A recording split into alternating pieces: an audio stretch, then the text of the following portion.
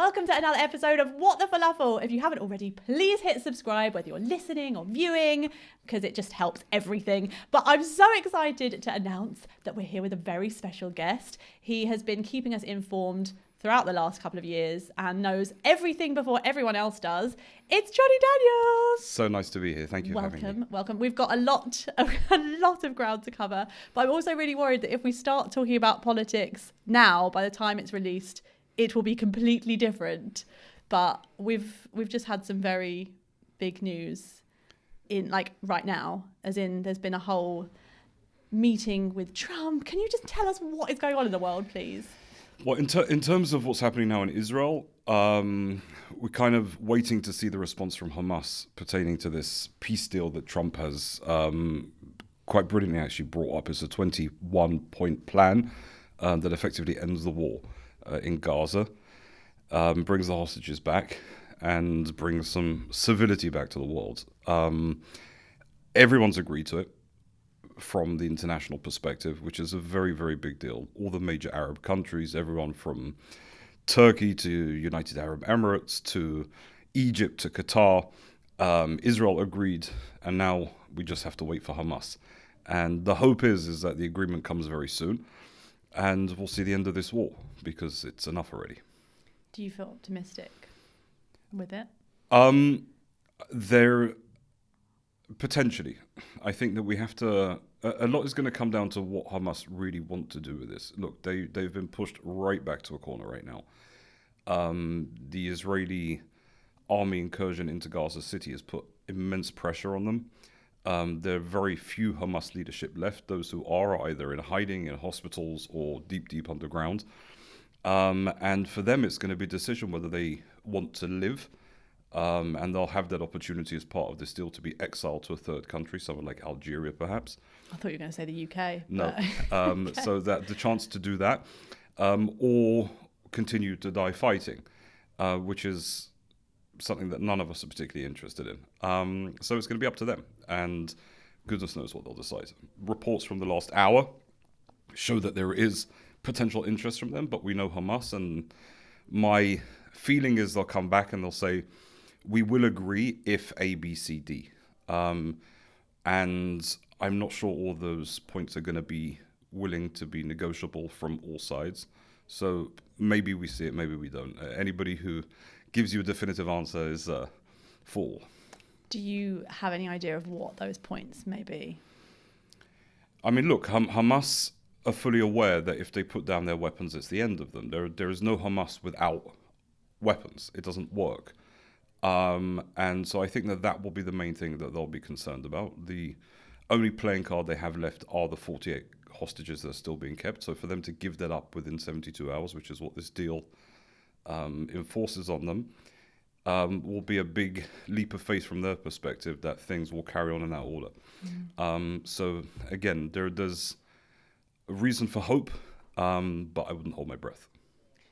The reason that this deal feels so much bigger and different, is it just a play by Trump to make it seem like we've got everyone's attention, we're going to make it this big deal, Hamas now, everyone's watching, it's like a good PR stunt for Israel, or is there something that's really different because now everyone's agreed? Everyone's agreed on the deal. This is the big difference. The fact that all the other countries have come on board and said this is what needs to happen. The fact that, we see in countries like England, right, where you see everybody running around trying to make big statements connected to the Palestinian issue.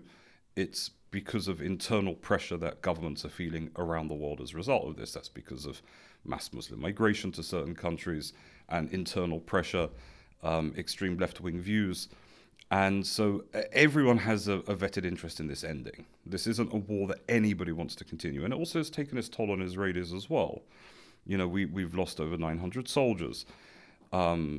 Families whose loved ones are again going in for reserve duty. Parents who are not sleeping at night worrying about their children. Children who are not sleeping at night worrying about their fathers and mothers.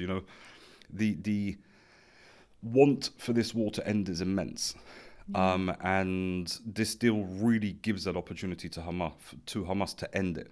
Now, it wouldn't have happened without immense pressure from Israel and from the Israeli army. that those 900 soldiers that unfortunately we lost gave their lives to enable us to be in this position where hopefully we can see a day after where you have a Gaza that's allowed to rebuild and prosper. Because this is the ultimate goal for us as Israelis. We have no interest in living alongside people who don't want to live alongside us. And we have to be very clear about that. And I think that this is where a lot of the point is missed. It's not, we'll do anything for peace.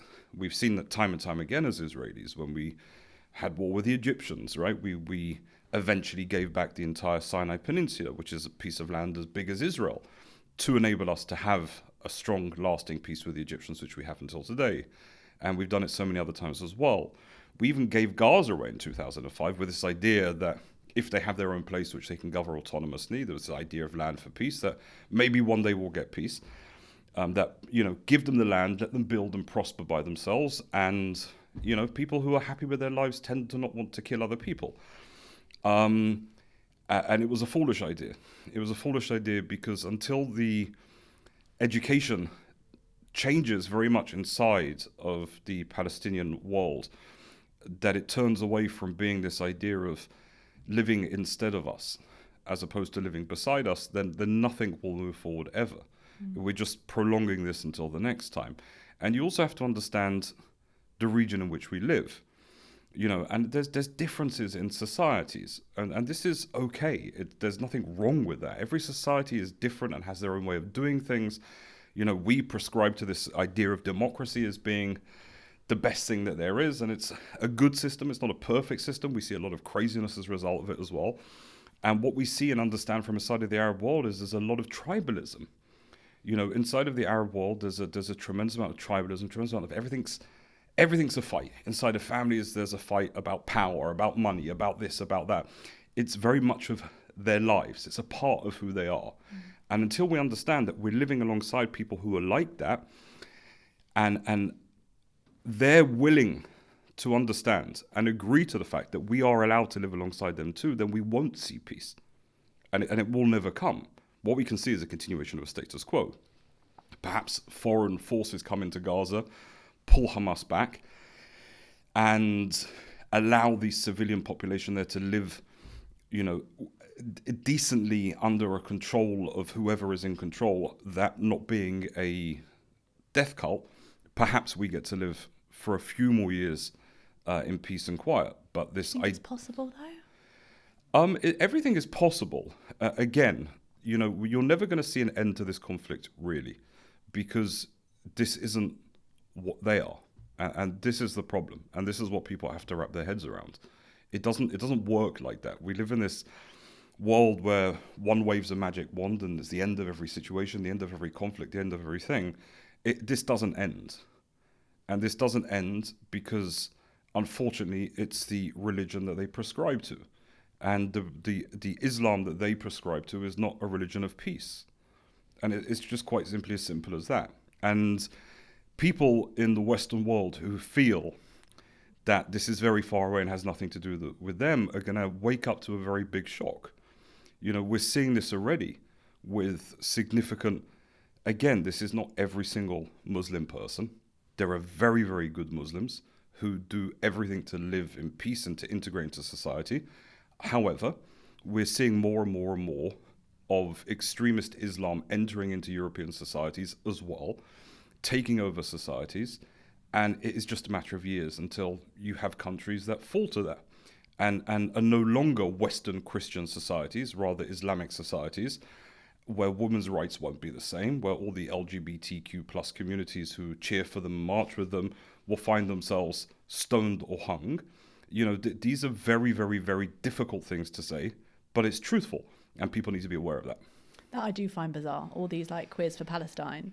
I'm like, do you know what would happen if you go there? It's bizarre. It is. Look, from their perspective, they view it as a minority who are being persecuted by, a big bully. And so that's how they kind of are willing to push aside the clear point of view that they wouldn't last a minute there. They say, well, it doesn't matter because everybody's in the same boat.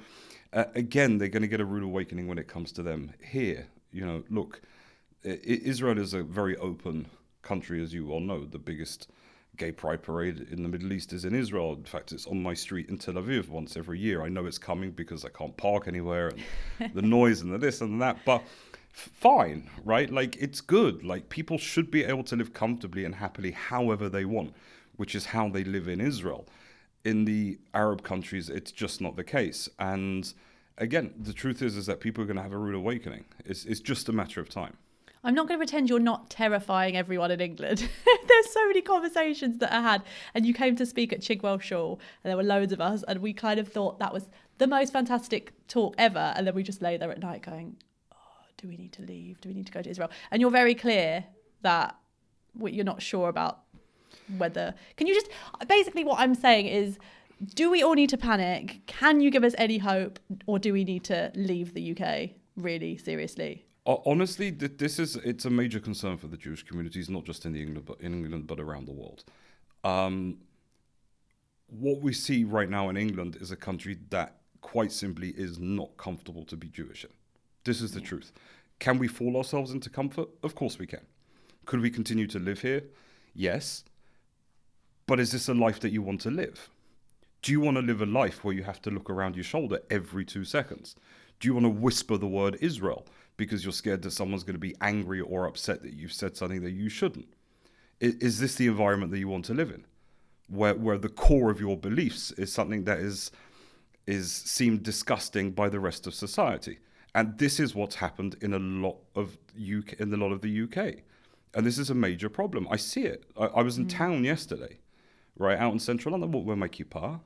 You did, or you didn't? I would not. Right, not necessarily. I'm not scared, right? In fact, like, to a degree, I kind of hope someone would do something. The issue, I just can't be bothered for it. Like, what do I want to start something for? And with the policing system the way it works here, right? If someone would come and push me in the street and I knocked them out, I'd probably end up arrested, right? With this ridiculous policing system that we're seeing in the UK as well today. So if we see a continuation of the government the way it is here in the UK, which I doubt will be the case because Starmer's doing such a terrible job, not just on Israel, but on everything. But if we see a continuation of this, and you see cities like London, where it really isn't that safe to be Jewish anymore in certain parts of central London, then the answer is, yes, I would be looking to go somewhere else. Maybe not for me. Like, I think, could Jews live here comfortably for a while longer? Absolutely. But would I want to bring up my kids in this environment? The truth is no. Yeah. No. Well, I don't want to bring up my kids to have to hide the school emblem that they have because it's got a menorah on it or a Star of David. Yeah. That's not right. That's not open. You know, and you know, what's the other option? People will say, well, we've got our homeland at last. Yeah. You can go to Israel where you don't have to whisper, you don't have to be afraid, you don't have to be scared. You're going somewhere where the weather's a lot better and the food's a hell of a lot nicer. It really is. You're home. And so why stay here in the UK is the bigger question. Again, people have their lives here. I get that and I understand it.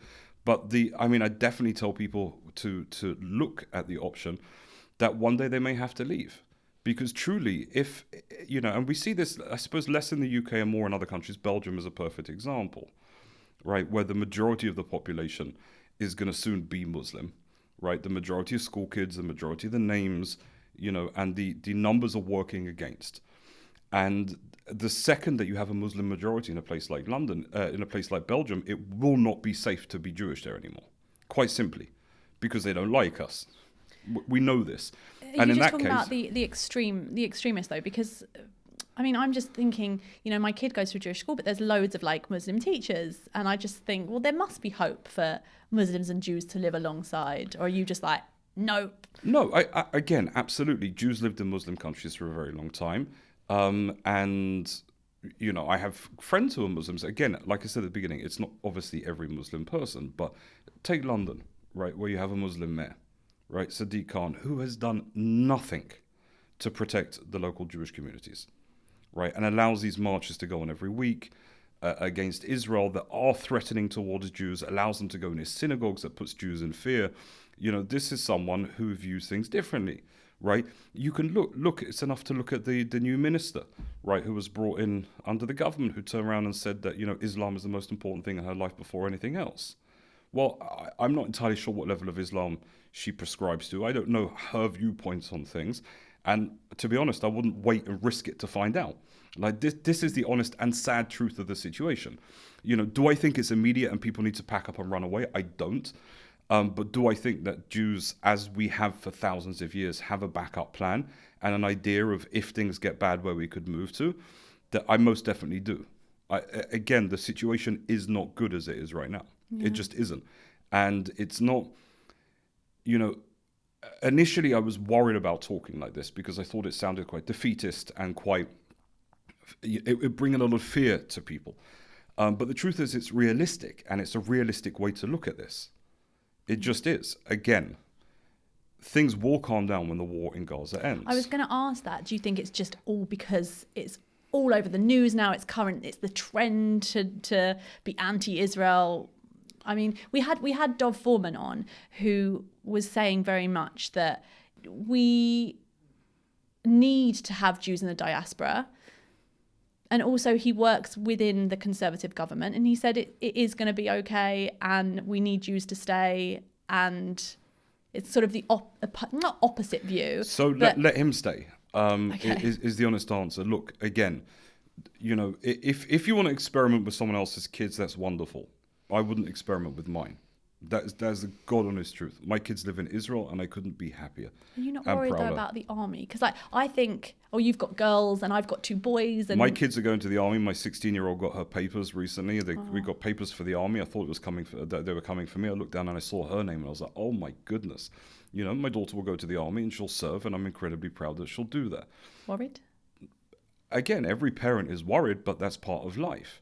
What bigger merit could there be than the fact that I served my people and my child will serve my people as well?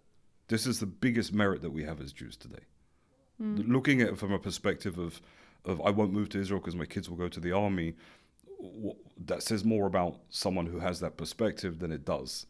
What do you mean? Go on, tell me. That's a horrible perspective to have. Why should Israelis have to go to the army and your kids not? That's true. Like, if I'm being honest, right? Yeah. It's not. Again, is every Israeli mother fearful and doesn't sleep for 3 years? Of course she doesn't, right? But it's part and parcel, and it secures us as a people, and that is crucial, right? And when we look and what Dov said and what others say as well, anti-Semitism has been let out of the bottle, right? It's a genie in a bottle. It's been let out. It doesn't go back. It doesn't. I experienced it. I do a lot of work in Poland with my foundation. And about 6 years ago now, there were elections for the European Parliament, and the Polish right, alt-right, started a whole mass campaign that Jews are attempting to push laws in America to force Poland to give back trillions of Jewish properties around Poland. This whole nonsense campaign based on lies and untruths. And they understood that it would rile up people, so they ran with it. And I quite literally became the face of this campaign. There were posters of me in the streets. At one point, I had more security than the president of Poland. Wow. I had death threats of my life. And it was anti-Semitism on a level that literally hadn't been seen in Poland since the fall of communism. It was immense, immense, immense, immense. Now, I saw that unravel, and I saw that it doesn't go back. I've experienced it myself. What we see here and what we will see here is, yes, there will be less of the purple-haired idiots screaming for Palestine because they'll find something else to scream and yell about, but it doesn't go away. And, if a conservative government comes in, right, you look at polling now in the UK, and Reform are doing incredibly well. The deputy leader for Reform is in Israel at the moment meeting with the president of the state of Israel, which is a very different viewpoint. And when you look at Middle England, there are many people who have decent perspectives on Israel and understand the conflict not as this ridiculous binary issue that everybody else is making into, understand the nuances and the differences. And there are more people than we want to give credit to who potentially understand this. Again, the problem is that this genie has been let out of the bottle, and we will find ourselves in a situation with a growing immigrant population who just quite simply don't prescribe to the same values and have anti-Semitic ideals. And it is what it is. And, you know, we could be very British about it and lie and put our heads in the sand and say, you know, carry on and, you know, don't rattle the boat. But we're kidding ourselves and lying to ourselves. Truly. Now, like I said, could you carry on living here in England? Absolutely, you could. But why do you want to whisper? I thought you were going to say, why do you want to live in England? No, again, I get it. Look, I Yeah. grew up here. Most of my family lives Yeah. here. They're not going to move anywhere. I was going to say, They'll how stay do here. they feel about you? Are they just like, okay, Johnny, all No, right? look, or are they just I don't have these worried? conversations with them because, again, like, it's not my place to tell someone else what to do. I'm talking about from my perspective. From my perspective, it was very clear to me. I was 18 years old. I grew up here in London. I'm English. I love England. My family fought for England. I have family who died fighting in the British Army. You know, we're British patriotic, you know, to our core. But I'm a guest here. Yeah, This isn't my country. yeah. Now, can we live here as guests? We've lived here fine for many, many years. We lived in Germany for 900 years as guests until they turned on us. You know, the golden age of Jews in America, where Jews were every single part of society, and Jews in America are rightfully getting worried as well today. The tide has turned. There's tremendous anti-Semitism around the world. And again, do we need Jews in diaspora? To be honest, I'm not sure. If all the Jews moved to Israel, and we put all our brain power there and we built an even more incredible country, we'd also do incredibly well. This notion that Jews need to be in the diaspora is a bit of a cop-out from people who want to stay in the diaspora. Do you know what it is that I go to Israel and I love it. I do feel very on edge because, well, this was even years ago before the war. I'm very on edge. I'm quite an anxious person, but what if there's a siren? Also, my tummy doesn't do great in like hot weather, and like the food is very rich. There's a lot of garlic. Like I try it, or I try going to all these places, and all I want to do is come home just to like sometimes cold England, the climate I can manage. It makes me very nervous, the idea of going there. That's okay. Again, look, there is... the question is, what do you want for your children? This is the truth. Throughout history, and in every single civilization and society, there are parents who go through difficulties to give their children a better life. And the honest truth is, your children as Jews will have a better life in Israel than they will in the United Kingdom. This is the truth. Yes, they'll go to the army. It won't be the easiest thing in the world. It's challenging, but from a perspective of turning you into a good, decent human being, there's nothing better than serving your country. And growing up in a place where, again, you're not whispering, you're not hiding, you're feeling the Jewish life and festivals.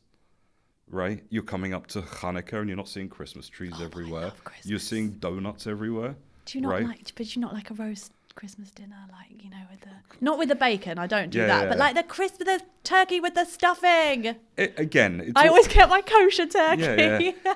I do get like it. It's all nice and it's a beautiful time of the year, but it's a beautiful time of the year for Jews as well, right? Yeah. What's better than sitting around for 8 nights under the Hanukkah candles with your family, you know, gifts every night, not just one night like they have on Christmas. Okay, right? look, I'll be totally honest. Please don't Please. judge me. I know this is a Jewish No. podcast.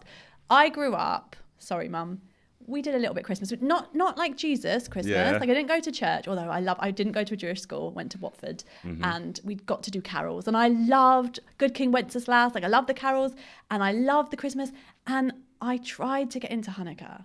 We did Hanukkah. We lit the candles. I had my present. Like, it was very nice. I only got one present at Hanukkah. But Santa comes down a chimney. He is flying in the sky with reindeers. I'm like, you just can't beat that. I'd like you to convince me. Well, look, I think, again, there's when you're brought up in a certain way, there is always going to be that feeling and that connection, right? Again, growing up in London, that time of the year is a beautiful time of the year. It is. I love being in New York around that time of the year. Yes, it's very cold. There's the cold and there's the snow and the shops are all lit up and it's pretty and it's beautiful. But what's the essence of the beauty during that time? Yeah. What's the essence? Yeah. The essence is this idea and this feeling of, even in this dark, cold difficultness, which we feel around us, there's a light that enters, right? Hanukkah is the festival of lights. It's bringing this light into what is a cold and dark time. That is the essence of it. And honestly, what we need to do a better job of as Jews is also instilling in our children the traditions and the essence of who we are as a people. Judaism is an incredible religion. It's a beautiful religion, right? For Christians, Christianity is a beautiful thing. For Muslims, Islam is a beautiful thing. Every people have their own thing. Grab onto your thing. Yeah. Because and again, it's not to say that we can't enjoy the beauty of other things, right? You know, I've been invited by Muslim friends to the iftar dinner at the end of Ramadan, where they're sitting and all of this stuff, and it's beautiful, and they're playing the music, which is beautiful, and it's beautiful to be a guest at someone else's dinner, but never forget that you're a guest at that dinner, and it's not who you are. You the essence of who you are is a Jew. And you know, one of the things that someone once said to me, which always really sticks out, and something that all of us would be good to think about often, is this idea that we can forget and try and push off and ignore the fact that we're Jewish, as many people have over the years. Right? I said, I'm not that Jewish, I'm Jewish, right? It's just not even a massive part of who I am. I'm not religious, I don't really care about it. You can push that as far as you want. The truth is, one day, someone is going to come and remind you. And October the 7th, besides the tremendously awful terror attack that happened in Israel, it obviously sparked this mass wave of anti-Semitism around the world. And that was a humongous reminder for many, many Jews around the world that they're actually Jewish. Yeah. And I cannot tell you how many people, even almost 2 years later, are still reaching out to me with questions, with uncertainties. I married a non-Jewish person. They can't feel how I'm feeling. I don't know what I should be doing within this, right? Suddenly I feel everybody's ganging up against me. Suddenly this, suddenly that. You know, it's given us this slap reminding us that we're Jews. And within that, the most important thing that we can do in defiance of that is instill Jewish pride in our children. And that comes from learning it ourselves. And today it's so easy. Yeah. It is so easy. You know, I had a lot of questions after, you know, the horrible murder of Charlie Kirk a few weeks ago. And then we saw the funeral or the ceremony, the revival, whatever they called it. And you saw Erica Kirk's speech where she forgave the killer. And people were running around saying how wonderful this is. And it disturbed me a lot on a personal level, because it's also, from a Jewish perspective, it's not the way we look at things. Really? It's not? Absolutely not. Why? What? Forgiveness without a level of betterment from the person who did the thing. Also, who are you to forgive the murder, right? Of someone's been murdered a week before and you suddenly stand up and forgive them. All you do is encourage further actions. Right, again, you know, there's many layers to this, but from one perspective, you know, one could look at it, it's a release from that person, right? You know, sometimes people who have been wronged very, very badly from somebody else will turn around and have this notion of, I'd like to forgive because it will ease my burden, which is one way of looking at it. Mm-hmm. But from a Jewish perspective, there is absolutely no forgiveness without the opportunity of doing repentance.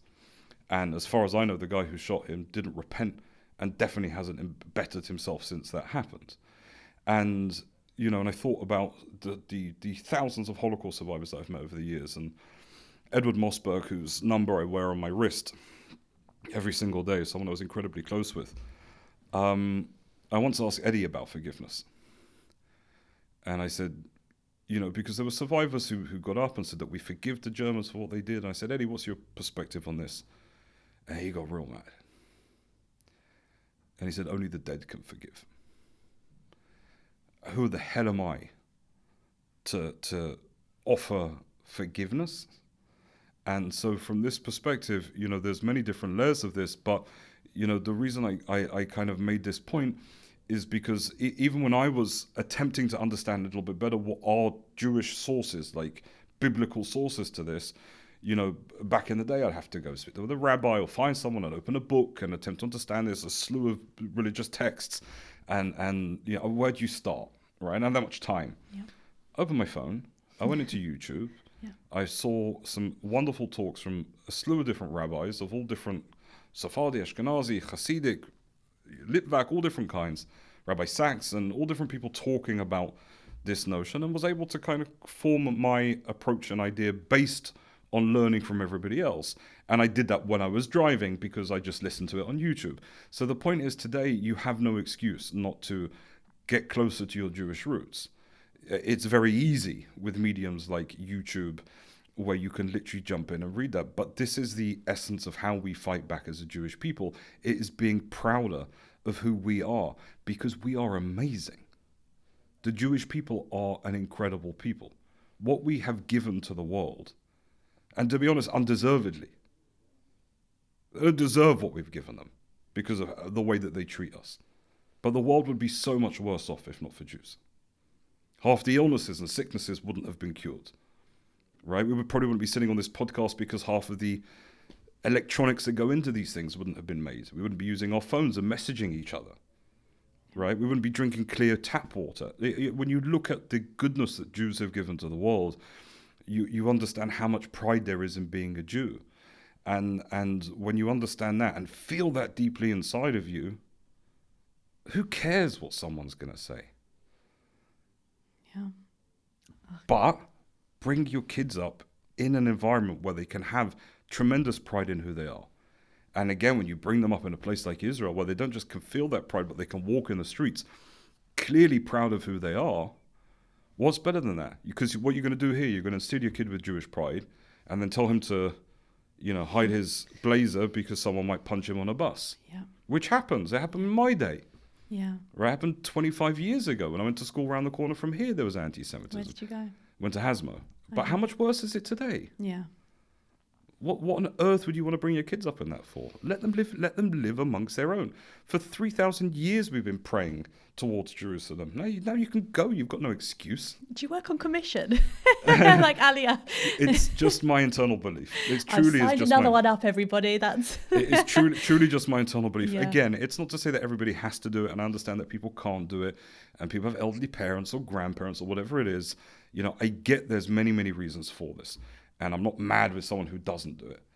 However, if you honestly ask me, I can talk only about myself and how I did everything.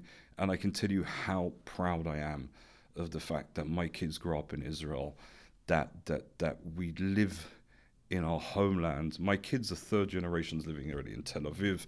My roots go back 12, 13 generations in Tzfat, in northern Israel, where before that we were exiled and all of these things from different countries. Like all of us, we're going back to the essence of who we are. And however, the food might be difficult and the weather's hot and the people are aggressive and it is difficult, you're where you're meant to be and you're not a guest. And that's a relief. There was actually, I feel like they're going to kill me if I don't invite the food and talking about Jewish food. So I'm going to have to get them in. But there is also so much that I want to circle back to with this. But let me call the food, because you talk about Jewish food. I love food. We've got, is she coming? Yes. Is it Kat from Balagan? Hi, Kat. So we're getting into very heavy conversations and there's so much to cover, but I thought I have to let you in, otherwise you're going to just... Otherwise I'm just going to eat all your food. This is very exciting. Well, yes, as I say on every podcast, it wouldn't be a Jewish thing if we didn't feed you. So, Kat's come from Balagan. What have we got today?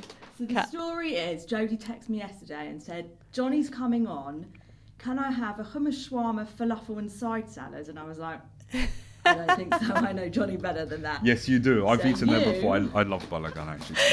It's A great. fatty burger. Oh, and yes. chips. His face. I was like, if you're going to bring him a fatty burger, it's not, you're doing it, you're coming in and you're going to bring it yourself. That's why I'm making my debut today, because she said, I'm not letting you come in and give him a fatty burger. Well, So it I started meant off, to we eat had... a burger on a podcast? Is Yeah, this how it absolutely. works? Okay. We had Zach Margolin come on, who we had, Elaine Kaya. Yeah. So we got her to order something for Zach, and she ordered this big schnitzel burger. And he went off on one at me because he said, "You're a nutritionist. How are you allowing this to happen?" So since then, everyone's had a salad. Yeah, no. but No salads for me. No, I know you better than that. Great. Oh my goodness. So let's. Cook, Amazing. tahina, our burger sauce. Yeah, I just go for it. You Yeah, just yeah, go go for in, it. go Yeah. in. Don't spill any on your suit. I don't want to be responsible for that. Okay, Okay. Oh, this is amazing, Kat. No tomatoes for you. Thank you. Right. Oh. Look, Oh, you've got to have a wow. falafel and what the falafel. I do. Okay. Right, I'm going home or back to Balagan. You don't want to say? So, wait, I actually, because I've been to Balagan before, Yes. and you're in Bournemouth, I'm in Bournemouth. and the food is amazing, and people need to come more to Balagan, right? Yes, please. Yeah, definitely. Yes. No, honestly, I mean, I have to say, I have eaten there before. Like, this isn't have a seen plug or on- anything, I've and seen it in I stories. love the food there. It's good. And for everyone that does go to Balagan in Borehamwood, you get 10% off your bill if you say what the falafel, right? Yes, Yes, you do. you do. It's really good. They've Come got. have lunch or dinner with me, Zeb. Oh, we love Kat and Zev. You've become like our family now. I am concerned about eating this. Why? on air. What would you like? A I'm bib? It's all over me, aren't I? What? Yeah, it's all right. It's Well, fine. you can always whatever. wrap it up and you can have a falafel neatly and then save your burger Yeah. to the end. Or you can do what Zach did and rate it. I think I might. I'll just come round this evening. I'll Yeah. come back later. Yeah, you can. More than welcome. And What- you're here till what? Friday. Friday, so It's yeah, Yom Kippur, so now we're. What What- problem? Do you not open Yom Kippur? do you do the after Yom Kippur rush and all that stuff or not? You don't open on. No. No. Can I have the bag? Thanks. That's just what like Carmeli's where people go for. Yeah. Smoked salmon and cream cheese bagel at 2 o'clock in the morning. Carmeli's are open on... I don't know. I'm just saying that's what we used to do when we were kids. Yeah, yeah, right? oh, yeah. You go straight after Yom Kippur. The queues are crazy. As the Jews haven't eaten in 24 hours. It's like, oh my gosh. Wait, you've got... Here. Look. Well, you're welcome to come. What's in the tonight. falafel? That's Why are you asking me? I just like do Yeah. social media and look pretty and no, it's really yummy. I'm going to guess there's chickpeas. yes, chickpeas. That I know, but there was those other things. But these are Herbs. very, very nice. Yeah, lots. Lots of herbs. Louis makes good falafel. Oh, Louis makes your falafel. Oh, family thing. Yeah, it's a family thing. Perfect. All right. Thank you well, so you're welcome much. to come later I if will you're see around. you later. I will definitely try my best. Yes. If not, Yeah, chips are enjoy. good, proper good chips as Yes. well. Homemade chips. Yeah, Thank yummy. you so Thank much, you so Kat. Thank you. Thank you so much. All right. So you need brain food. I did tell you to wear your Backstreet Boys tops. So the fact that you're wearing a suit, I'm worried that you might spill stuff. That's your own fault. This is amazing. I'm very happy about this. Good. Have a little bit of this with you. So you're going to give me easy questions now I'm eating, or how's that meant to work? Oh, yeah. I could try. Hello! Just going to quickly interrupt my own podcast to introduce you to my friends at Phone and Learn. They're an amazing organisation working across Europe to help you learn and connect more deeply with being Jewish, whatever that looks like for you. Think of it like a matchmaking service for learning, whether you're curious about festivals, prayers, Shabbat, or even those big existential life questions. They'll pair you with the perfect person to support you on your journey. The best part is that it's totally non-judgmental. You get someone you can jump on a call with every week, phone, WhatsApp, or Zoom, even in person, and they become like a friend guiding you along the way. It's free of charge, available in 14 different languages, and just half an hour a week. Honestly, it's the kind of connections and support that so many of us are craving right now. To find out more, head to www.phoneandlearn.org/learnteach and let them know you heard about them from What the Falafel. Now, back to the podcast episode. Good. It's very, very good. I feel like you've just come from Israel and we're feeding you Israeli food. You can't escape it. I'll be honest with you, it really is good food though at Balagan. Like proper, like the hummus is really good. Yeah, it's delicious. And they're so lovely. I love that it's like a family business. Mm-hmm. They're so nice. I've eaten at a lot of places. And whenever I travel, people always say, "Oh, you've got to try this falafel." I'm like, "Oh God, leave me alone." But it's very nice, the food there. We went, talking of falafel, I went on a falafel crawl with Ben Rebuck recently, and we ended up doing 10 falafel places in 2 days. Wow. So this is my first falafel after that, because I What was had his to avoid favourite? it for a while. Well, Balagan was on the list. Yeah. Pockets in London. I can't give this away. That was one of them. You'll have to Oh, tune is in it to gonna find be- out. And we went to Mazal as well. Okay, that's and exciting. Bubala. And we did a couple of Lebanese ones as well. It was fun. It was fun. Good falafel's exciting. But you love the Ashkenazi food as well. You love chopped herring, because I've been looking at your stories and you Love always it. talk about chopped herring or regular herring. Definitely something with herring. You're like Chopped the herring. only person that will openly say that's one of your favourite things. You know, people love to bash on Ashkenazi food. The truth is that there's something very wonderful about it. And there's something very homely about it. You know, I'm a big fan of it, and I think that we definitely need to show more pride in our Ashkenazi food than we do, because you know, the kitchen is vast and good, and you know, everything from chopped herring to chopped liver. You know, these are foods that I do like chopped liver. even in all gefilte fairness. fish. You know, it's great when it's done properly and nice, and you know, around the festivals, and to sit down and have really good stuffed cabbage and all these like proper Ashkenazi foods. Why on earth not? Oh, Johnny, I love that you're here. You kind of give me so much enthusiasm for my culture. Because everyone that's been on, I always talk about how much I love Sephardi food as opposed to Ashkenazi food. So far, you've been here, what, 20 minutes, half an hour, I don't know how long. But I'm already wanting to move to Israel and happy with being Ashkenazi. Absolutely. Look, again, there, from a perspective of food, Sephardim do food wonderfully. But so do Ashkenazim. I mean, all of us. Again, every culture has beauty. But Right. can you compare like the turmeric and the coriander and all with kugel? Absolutely. I mean, I tried to make a kugel and it was so bland. I don't know where I'm going wrong. Cholent I did, but have you had a kugel- Yerushalmi kugel? It is, the pepper in there will knock your socks off. It's spicy, it's yummy, it's lovely. Go and have some Hungarian Jewish food with all the paprika and the spiced paprika in there. It is full of flavor, and it's sweet and it's sour. And even from a perspective of gefilte fish, there were different ways in which Jews ate it.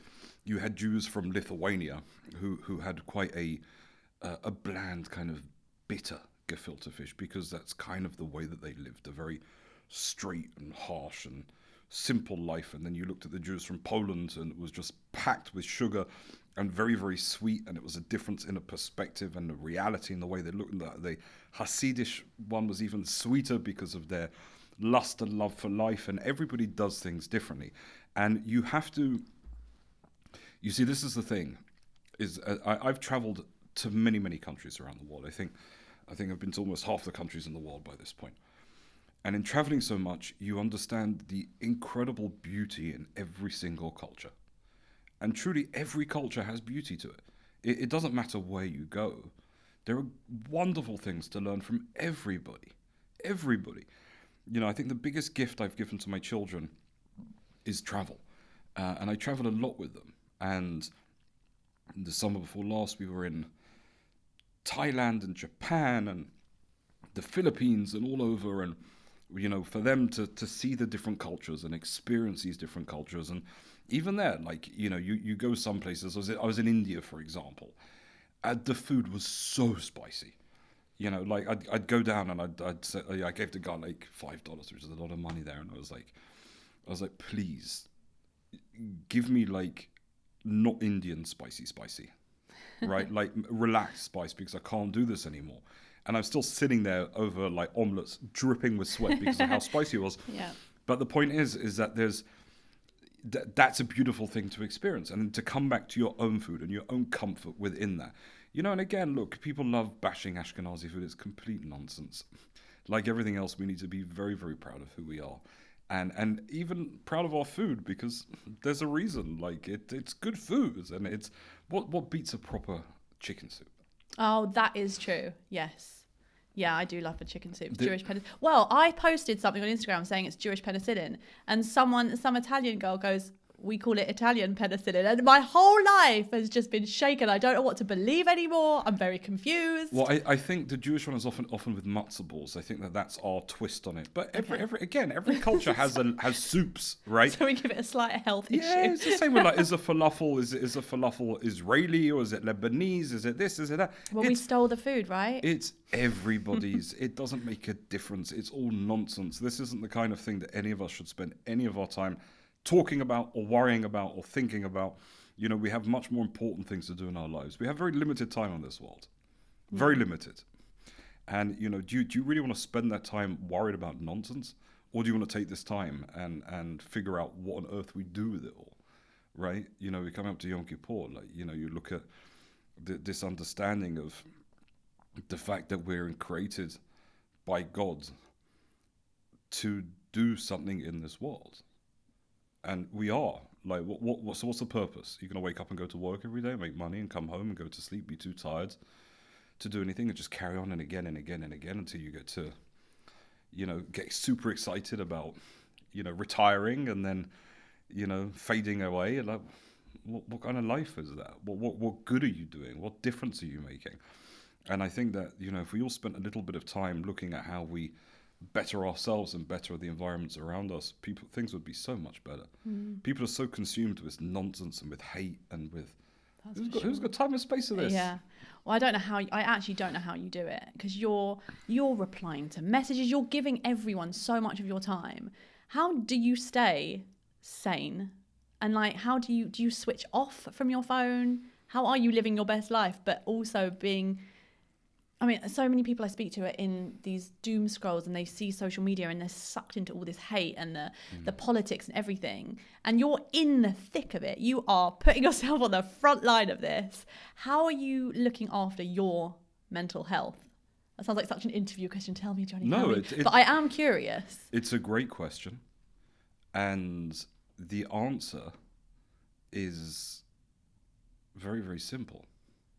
The answer is Shabbat. God literally commanded us. God, who has the ability to create and do whatever he wants, spends a day resting. I think I need a day to rest, right? I need a day where I you know, do I get updates if something's going on seriously on Shabbat? Of course. You know, do I have my eye on it all the time? Especially with my kids in Israel, when I'm in Israel, and you know, we were just in Eilat last Shabbat, and Friday night, 10 minutes after, there are sirens going off. So of course I pick up my phone to check everything's all right. Grab the girls, we go straight down to the bomb shelter. So, you know, whilst it's not like a pure, you know, locking my phone away, there is still a divide and a blockage that you put up in which you turn around and say, I'm not going to do this every day of the week. Right? And that's the first thing. And Shabbat helps everybody's mental health. And the other thing is truly I understand, I see through all of this. In what way? It's nonsense. So much of this is nonsense. So much of this hate, all of this hate is nonsense. Right? Hate just... Sigmund Freud spoke about hate. And spoke about people's need for hating. And I promise you, if there were no Jews, they would hate the Muslims. And if there were no Muslims, people would hate the blacks. And if there were no blacks, then white people would hate the left-handed white people. The right-handed people would hate the left-handed right people. People have this constant need to throw their insecurities on others. Right? One of the biggest problems in relationships always is partners who project their poor behaviors and their negativity on their other person, right? It happens all the time in relationships. And this is just a part of life. People are projecting their insecurities and their insignificance on other people. And so Jews are a scapegoat for that. It's always been that way, and it always will be that way. Why? Because Why are we that's a just scapegoat? because the world isn't a nice place.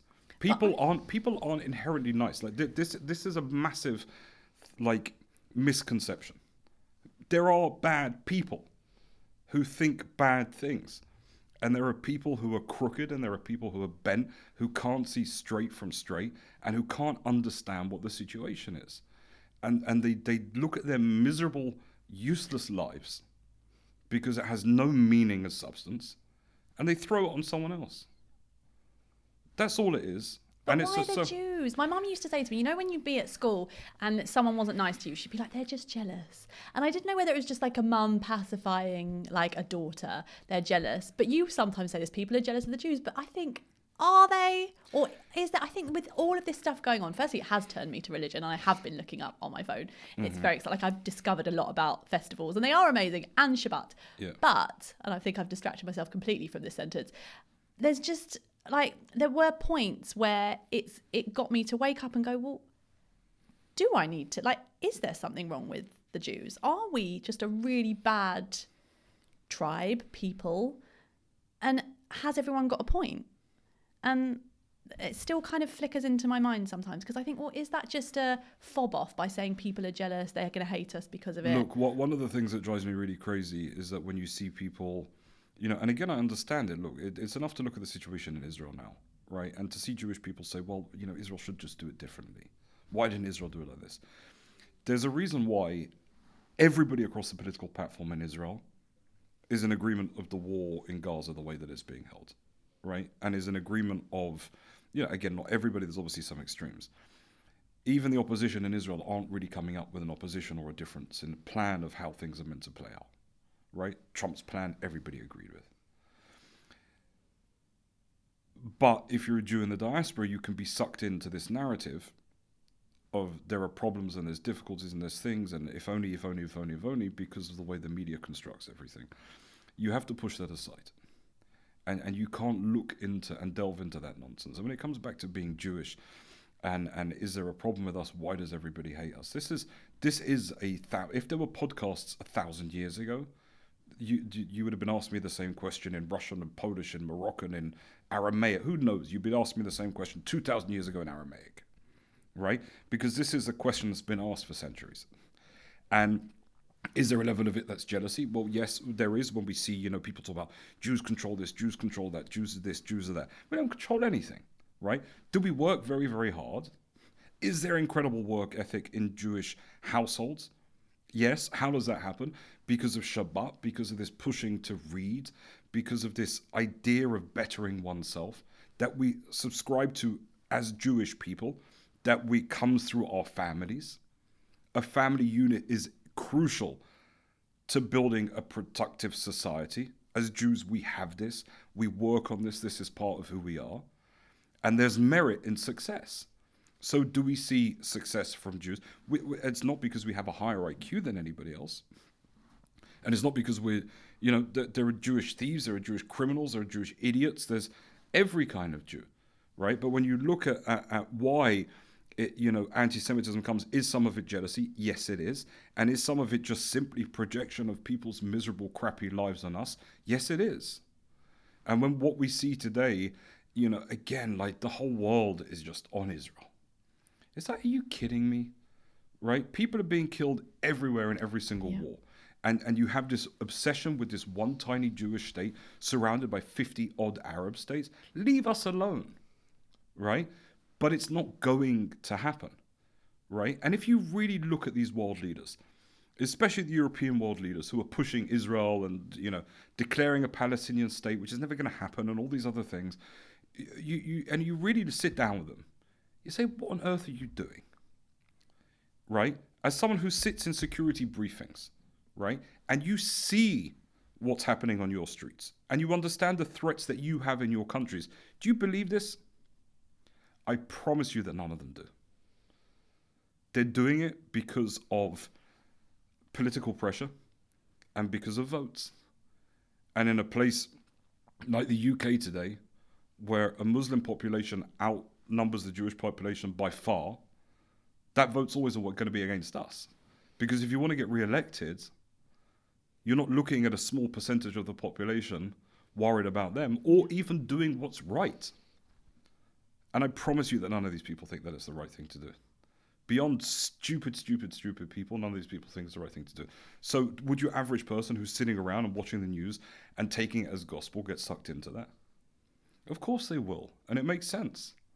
If you sat every single day and watched how terrible the Israeli army is, right? And you heard all these false numbers and, babies are being sniped, things that just simply are not true. But there are people and innocent Palestinians dying Of and course. children. And Of course, and it's a horrible thing, but it's a war, right? And it's a war that we didn't want, and it's a war that we have to win, otherwise they're going to kill us again. Like, it's not complex.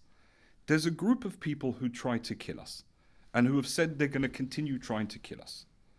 Now, when they try and kill us, we have to then push them back and make sure that they don't have that opportunity again. So what do? They run and they hide in church, in mosques, in hospitals, in schools, behind civilian populations.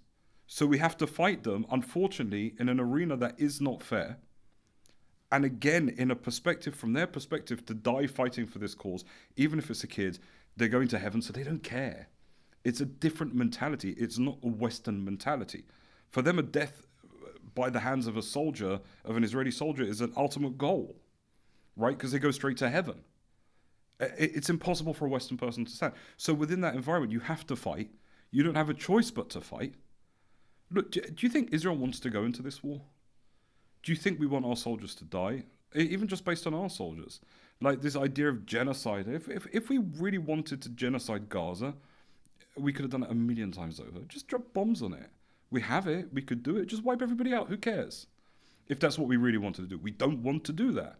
If we wanted starvation in Gaza, you could have done that in a heartbeat. We didn't. We don't want to. We don't want to kill innocent people.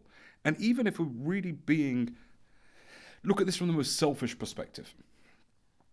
Our soldiers are young members of our society, and we don't have many people in Israel. We're a small country. We wouldn't want to send our soldiers off to commit supposed war crimes because of how screwed up they'd come back. This is the honest truth. And then what put them back into society, they'd be horrendous members of society.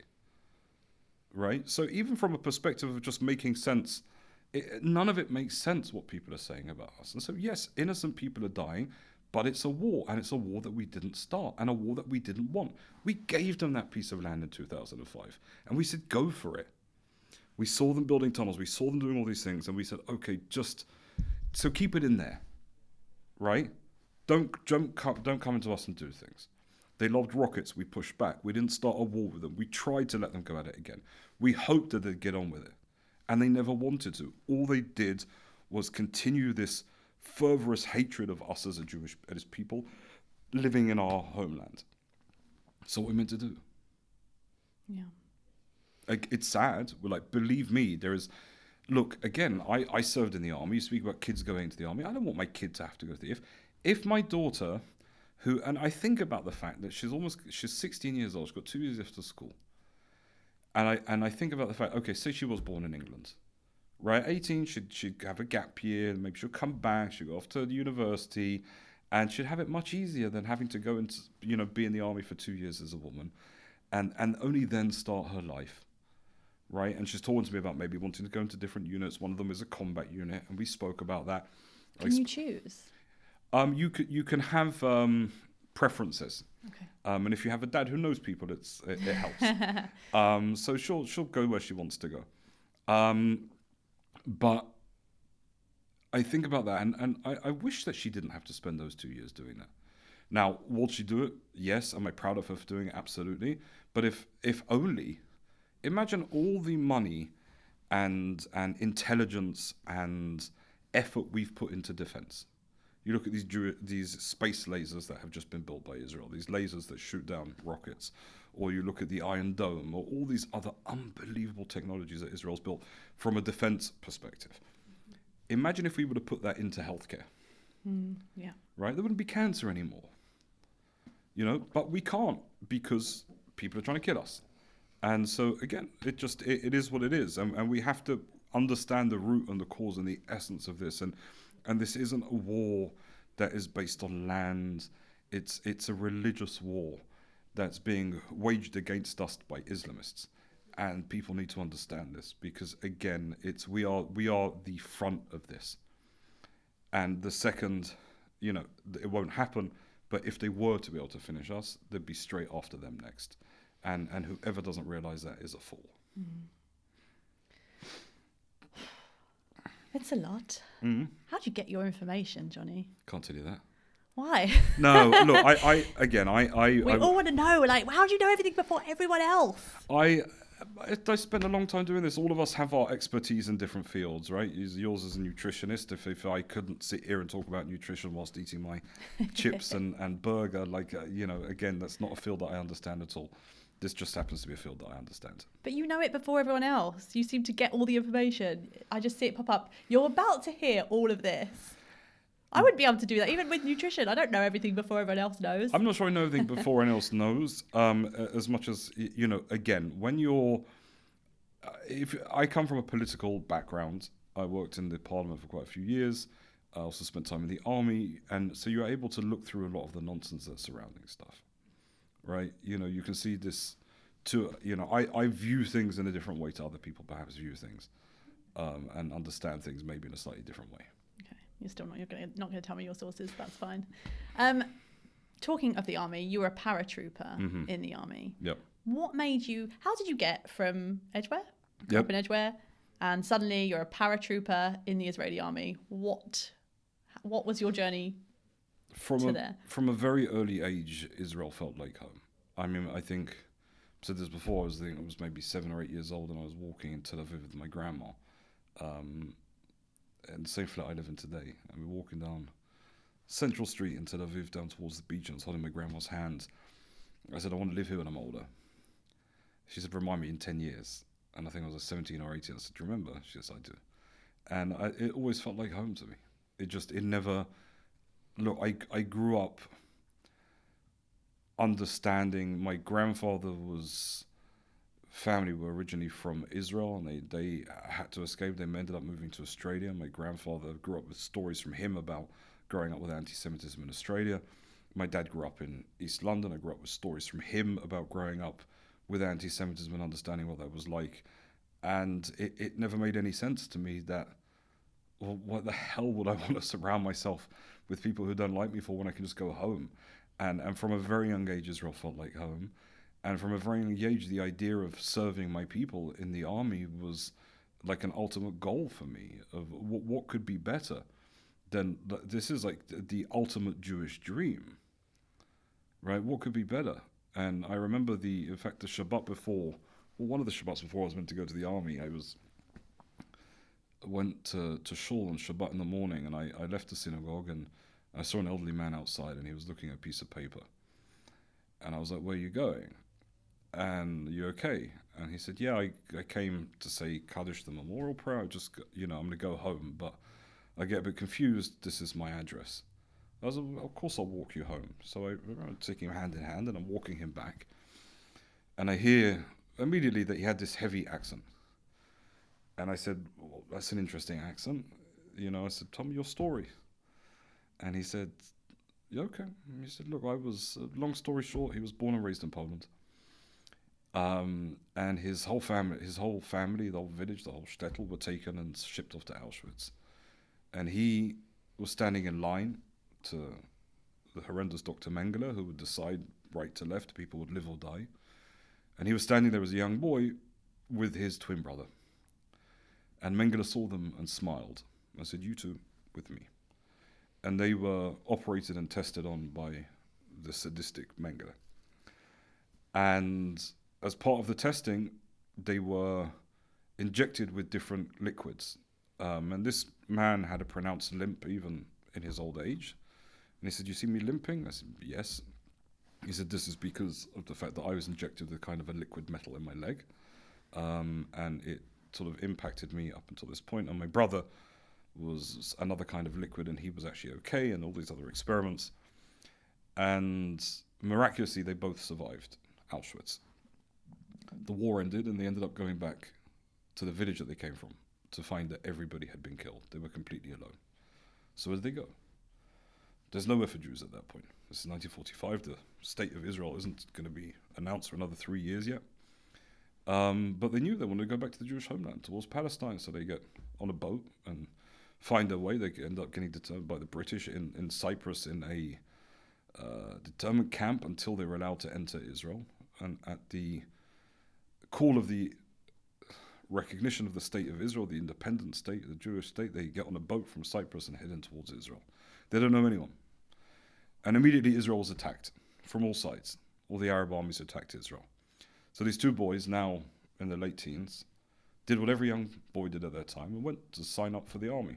So they get there and they're standing in line and they're looking over them and they see this one guy, the brother, who was physically okay. They said, okay, you're going to that unit. And they said, you with your leg, okay, you can help in logistics or whatever you're going to do. And he said goodbye to his brother and his brother went off to fight. And his brother went off and fought in a battalion that fought over Lachun, which was the central point between Tel Aviv and Jerusalem in the battle for the reunification of Jerusalem. And he told me that his brother died on the last day of the War of Independence. And I said, wow, like, he went through all of that to then be killed just a few years later. And he said, let me tell you something. He said, I promise you, my brother died with a smile on his face and a heart that was full. Because he died fighting for his homeland. He died fighting for Israel. And this was like a few days before I was to join the army. And that story sat with me throughout my entire army service, throughout days. And it's hard, it's difficult. You know, it was hard. The army is a difficult thing. And throughout the whole process, I thought of this man and I thought of his brother. And I thought about the unbelievable merit that I have as a young Jewish person today, that I can help protect a homeland for people who have not had that for thousands of years, since we were exiled thousands of years prior. And it's an incredibly powerful experience. And so I always knew that was something that I wanted to do. And one of my proudest moments, I think, ever when thinking back was being sworn into the paratroopers at the Western Wall, standing there with your, screaming, Ani nishba, ani nishba, ani nishba, which means I vow, I vow, I vow to fight and serve my nation. And that's a very, very, very special thing to be able to do. Wow. How long were you in the paratroopers for? I was in the army for 3 years. Okay. See some big things. Like everybody else in the army. And you came out the army, and what was your path then? Where did you... Because you've done so much. You've lived in Poland. You lived in Poland for years, right? I spent a bit of time in Poland. I didn't really live there, but what I effectively after the army, I finished the army, met a nice Israeli girl, and I got married very quickly.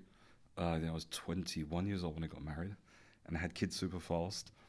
And I started studying at Bar-Ilan University. Started studying a degree in political science, and even before my first year ended, a friend told me that I was having my first kid already by that point. I was like 22 years old, and I was like, goodness, I need to think about making some money here because children can be expensive. And a friend was like, oh, I heard that there's this member of Knesset, this member of Israeli Parliament, who's looking for a driver. I was like, I can drive, so I said, maybe give me a phone number and I'll send in a CV. So I sent in a CV, and they called me back, and I went and had a meeting, and the guy was really nice. There was Danny Danon, who's now Israel's ambassador to the United Nations. And so he took me on. I became his driver. And so I started as his driver.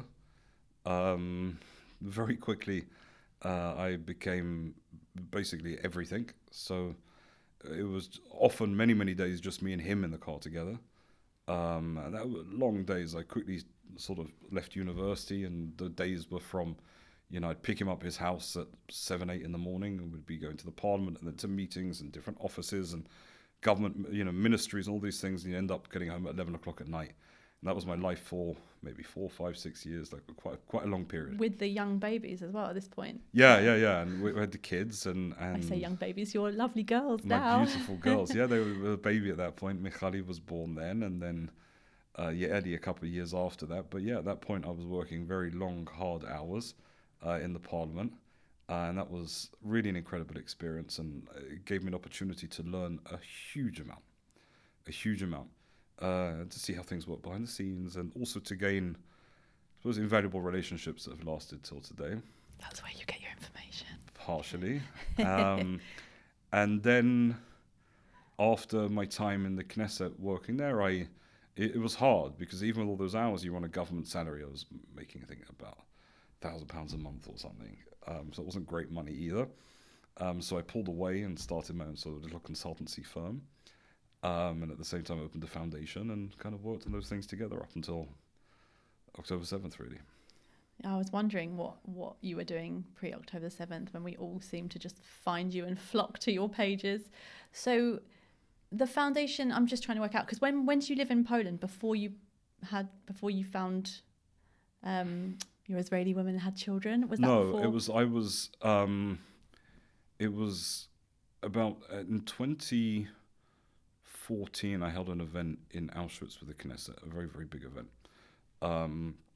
I had this idea of creating a foundation and, long story short, bringing the Israeli parliament to Auschwitz. It was this idea that I had, this dream that I had, and through a tremendous amount of hard work and a lot of help and many good people, I was able to make it a reality. And on the 27th of January 2014, for the first time in history, the majority of the Israeli parliament left Israel together and travelled and held a session of the Knesset in Poland and visited the German Nazi death camp of Auschwitz-Birkenau. And after that, I presumed that I just carry on with my political consultancy, which I was doing at that time. But different plans worked out, and a lot of people started to reach out to me in Poland about all different things connected to Jewish heritage and history. And so that kind of led me down that path of working more in terms of that, everything from discovering hundreds of thousands of fragments of Jewish tombstones that had been broken and used to rebuild Poland and all over after the war, to finding Holocaust survivors who had never spoken to anybody since, to Torah scrolls that had been hidden during the Holocaust, to righteous monks and nations, and so much more. And so as a result of that, I'd spend more and more and more time in Poland as kind of a hub for this activity. So that happened kind of around those years. So you had your girls and you moved. Were they with you to Poland? No. I wasn't living in Poland. I'd spend like periods of go for a week, come back. COVID was incredibly hard. I'd flown to Poland thinking that I'd only be there for maybe a few weeks, and I ended up trapped there for almost a year. Oh wow! What, without seeing my kid? Well, it was a particularly difficult period. I'd flown there because by that point my foundation had done a lot of work supporting the last living righteous amongst the nations, so non-Jews who risked their lives to save Jews during the Holocaust. So we did a lot of work helping and supporting them. And then when COVID started, when it was announced that every old person could drop dead from this disease, to hear the fact that a 101-year-old Christian who had risked his life to save 54 Jews was having to fight for toilet paper seemed ridiculous. So I went to Poland with this idea that I'd support them and bring them everything they need to stay home and stay safe. Lots of toilet paper. Lots of toilet paper and canned goods and everything they needed. It was like shopping with like double masks and gloves and all that crazy. Seems bizarre when you think about it now, like thinking about COVID times, and it was I nuts. thought the world would never be the same again. Thank goodness it's... Well, it isn't, but it is like a different level of crazy. But that was like a wild time, and I was there, and then suddenly I was like on one of the last flights, and then suddenly flights all stopped. There's ridiculous quarantining, and more righteous people I'm getting their information. So I had a car, and I got in my cars with my dog at the time, and me and my dog, and I think we traveled to something like 24 countries. I had this the Polish government gave me this what was it called? Where you got a worker of key worker, whatever it was, where I could travel freely, and I found myself on highways the only person for miles, and everyone else is down, and I'm just going to we're going to huge cities like Krakow with my dog, and going to these unbelievable 5-star hotels, and we're the only ones there, the only ones in the whole hotel, because I had this status. Bit of both. It was so strange, and he was just running up and down by rooms. It was a wild time. And then eventually, when I thought I'd get home, I was unwell for a small period of time. They found kind of a cancerous growth on my arm, that was removed, and there was a lot of questions about what would happen and all this, and I was told, like, you are not allowed to travel. So it went from, okay, I'll go home in a minute, to, oh my goodness, I have cancer and now I really can't travel home, because getting anything would be too thing. And so that was not an easy period to be completely alone in Poland with all of that as well. But that period gave me a tremendous amount as well. Like, I learned a lot during that time, and got also a big appreciation for really living life during that period as well. How's everything health-wise? Thank God. I mean, it turned out it was a very, very rare kind of lymphoma that had somehow come out on like this small growth on my arm, and that was ended up being removed and okay, but it was a complex and a long period of uncertainty that was quite worrying. Yeah, I can imagine. Yeah. Scary, especially when you're not with all your nearest and dearest. And you're completely alone. I remember getting in the car after that and being like, okay, and calling my mum and dad. And like the first thing was like, you are not allowed to tell grandma, because she won't sleep forever if she'll just worry like crazy. Was this the grandma that you said that you're going to move to Israel with, or different? Yeah. And I was like, you know, I'll tell grandma, and I didn't tell my kids. I was divorced by that point. I called my ex-wife and told her, and I was like, you know, the kids are obviously going to be super upset that I'm not home, but I can't right now. She was amazing and very, very helpful with that. And then halfway through, there was like a slight window of certain countries, one of which was Croatia. So my ex flew out with the kids to Croatia, and I drove down there, and we had like a couple of weeks together with the kiddos. And then that was just a long and difficult period. COVID was not, but it was, again, look, you can look back at every period and be upset, but also it was an experience that I learned a tremendous amount from. Yeah. A tremendous amount from. Yeah, I don't know anyone that's kind of emerged from COVID the same, but that is...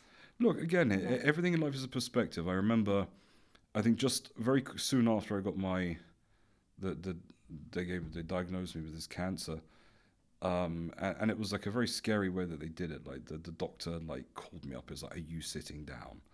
And I'm like, what? He's like, listen, you know, please come in tomorrow. You have cancer. I'm like, oh. And I go in tomorrow. They just dropped that over the phone? Yeah. And he was like, I'd become like friendly-ish with the guy, and he was like sniffling. He was super upset by it, and like scared the living daylights out of me. And he was like, look, like we've only had like 3 cases of this cancer in Poland. We don't really know much about it. Can I ask other doctors to join? And again, there's like a group of doctors who are saying, yeah, like you've got this very rare form of cancer. We don't know like what to do. And I'm like, oh, we don't know what to do. Thank you for the help. And I'm like, you know, and then obviously the first thing you do is Google the bloody thing, which is equally as scary. And just I'll just tell you this briefly, that, you know, in terms of a full circle and the incredibleness, I told you before about Edward Mossberg, who's the survivor who I'm very close with. This that I wanted to ask you more whose about number that. I wear, and I was incredibly close with Eddie, and Eddie had flown out to Poland at one point, and he had a very aggressive cancer, and he brought some of his doctors with him. And thankfully they were able to, he survived the cancer, he died later. But, and I knew these doctors as a result of that. And one of the doctors was an incredible guy called Chuck Farber. I reached out to him, and because I remember that he dealt with this kind of cancer, so I thought, like, you know, like lymphomas and all these things, and blood and blah, blah, blah. So I sent him an email, and I said, can I call you? And he said, straight away. So I called him up, and he said, I presumed you've Googled it. I said, yeah. He said, you saw there was like one major work done on this. I said, yeah. He said, you see who signed off on it? Mm-hmm. I said, no. He said, look again. And it was him. Wow. And wow. Yeah, so that brought me a lot of calm and peace during that time, knowing that. Yeah. So, you know, and again, I think, and even like that weekend I went in, one of the righteous in Krakow had passed away, and I went down for a funeral, and standing there outside at this like Christian funeral where like, again, everyone's like masked with distance, and there's all these like hymns and like holy water being flicked everywhere, and you're like, you know, looking at this coffin, thinking like, goodness gracious, like, you know, this is scary. And I remember the feeling more than anything being a feeling that, you know, I felt feeling incredibly sad for my family, my grandmother, my parents, my kids, like feeling broken for them. but feeling also a level of calm and peace within myself as well. Knowing that, look, if it is, thank God it wasn't, but if this is the way that it has to go, then, I've done all right, and I've tried real hard. Yeah. And I think that I've left the world maybe a little bit better than how it was when I came in, and what more can I ask for?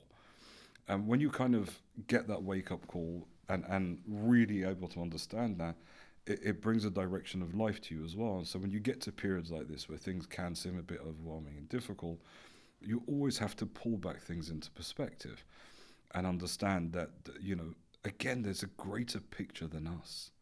When you look at history, you understand that even what we've seen over the last 2 years, which seems like the most difficult thing in the whole wide world, this is like a blip in Jewish history, right? October 7th was half an hour during the Holocaust, right? All of these things are hard and difficult, but from a perspective, from our joint history, from our soul as Jewish people, we have a very, very long history of understanding this. And so when people are like, how do you know it's going to be okay? You always say everything's going to be okay. It's going to be okay because it is. It is going to be fine. It might feel overwhelming now, but it's like trying to do one of those stupid puzzles with like baked beans. You know those puzzles with like millions of pieces, like you have like 1,000 baked beans on a puzzle. There's like 2,000 pieces, and you can't find a piece, right? Like you're looking and like, how does this connect together? You're stuck in the middle of this puzzle that makes no sense. There's only one way to do a puzzle like that. It's to give yourself a bit of a perspective from above and look down, and suddenly you see a bigger picture.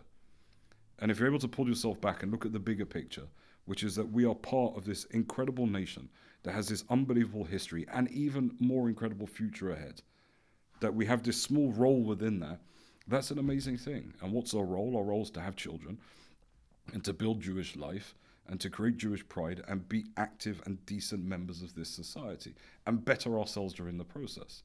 That's all. Yeah. Our role isn't to fight with idiots online, right? Our role isn't to sit there and doom scroll on Instagram. What good's that going to do to you? Yeah. Get out of it. Read a book. Go for a walk. Watch a film. Yeah. Learn something. Yeah. I love your responses to people's stories when they ask you questions and you're like, go and do something. Get a hobby. Get a hobby. But seriously, get a hobby. Do something productive. Like right? baked bean puzzles. Baked bean, or do you know what? Volunteer. Mm-hmm. Right? Go to an old age home and sit with someone who's experienced more than you have in life. Right? And hear their stories and understand what they have to say. Right? Bake a cake. Right? Do something. Be a positive member of a broader active society, and you're going to feel better in yourself. And if you're just sitting there watching the news all day, then everything appears bad because it's all sensational nonsense. It's all clickbait. You did get a lot of us women thinking when you spoke at Chigwell Shawl and telling us all to have more babies. And all of us are going, all right, do we need to do this now? Or do we need to have more? You're going to wait till you get home. You've given me like an entire existential crisis because I'm like, I've done it too. And I think, well, do I need to have more babies? You need to have more babies. No, I'm not having more babies. Are you going to have more babies? Well, it's for a fella, it's not all on me, is it? But... should we push on that one a little bit more? No, look, I'd love more children, but the honest truth is that, again, everyone has to do what's right for them.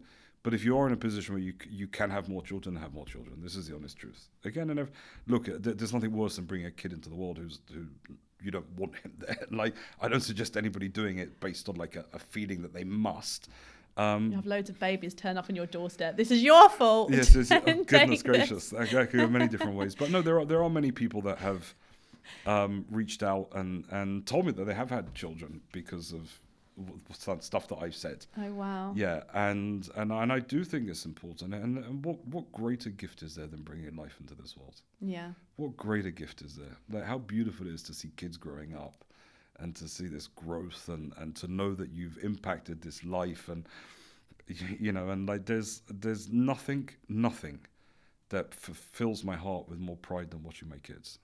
You can see from, I know it's social media, but from what you show and how much you love your girls. Oh, you had me in hysterics. I don't laugh a lot about things that I see on social media, but when you was at Costco with that bear, put it back, and then 2 minutes later it swings to him sitting in the back of your car. I just think I messaged you going, girl dad. You mean absolutely.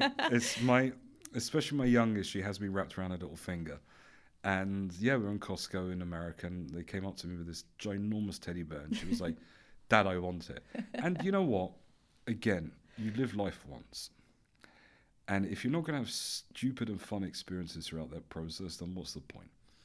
And I remember thinking to myself, like, the clear thing, like, if it costs less than $50, it's worth, because there's no way I could travel with this thing, but we were having a huge, long road trip.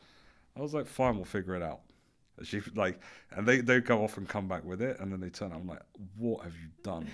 And the lady scans it, and it was like $50. I was like, all right then. And then we put it in the car, and it came with us, and it's actually the bear made its way all the way to London. I've heard you were meant to be bringing it today. You know what? Its final resting place is here, and I like my ex would have absolutely killed me if I would have let the girls bring that home. And I was like, I just loved watching it, and I thought, oh no, you're not going to leave it, because I think you mentioned something about leaving it. I was really so invested in this bear. What's it called? Nachshon. I have no idea what my girls called it. Nachshon. And then I see it being bundled. It's like, this one's come with a bag.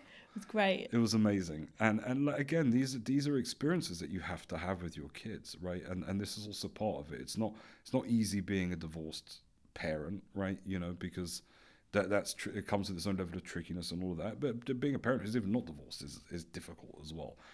Parenting is a tricky thing, and teenage girls are very tricky things. It's that is a whole other level of stuff. But you know, thankfully I grew up with a couple of sisters, so I'm not overly fazed by female drama. Teenage girls drama is something that I'm deal with relatively well. This is why you travel so much.